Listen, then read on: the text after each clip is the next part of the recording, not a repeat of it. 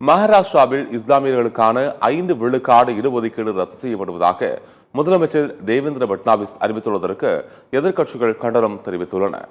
காங்கிரஸ் தேசியவாத காங்கிரஸ் ஆட்சி காலத்தில் மராத்தாக்களுக்கு 16 விழுக்காடு இடஒதுக்கீடும் இஸ்லாமியர்களுக்கு 5 விழுக்காடு இடஒதுக்கீடும் வழங்க அவசர சட்டம் பிறப்பிக்கப்பட்டது. மகாராஷ்டிராவில் கல்வி மற்றும் வேலைவாய்ப்பில் அவர்களுக்கு முன்னுரிமை வழங்க இந்த இடஒதுக்கீடு முடிவு செய்யப்பட்டது. இந்நிலையில் கல்வி மற்றும் வேலை வாய்ப்பில் இஸ்லாமியர்களுக்கு வழங்கப்பட்ட 5 விழுக்காடு இடஒதுக்கீடு ரத்து செய்யப்படுவதாக பட்னாவிஸ் தலைமையிலான பாஜக அரசு அறிவித்துள்ளது.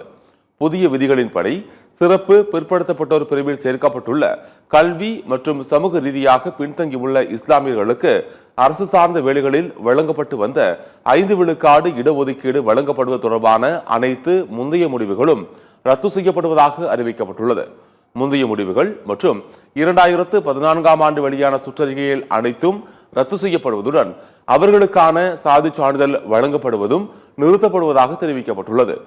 ஏற்கனவே பிறப்பிக்கப்பட்ட அவசர சட்டம் காலாவதியானதால் இந்த புதிய தீர்மானம் வெளியிடப்பட்டுள்ளதாக கூறப்பட்டுள்ளது.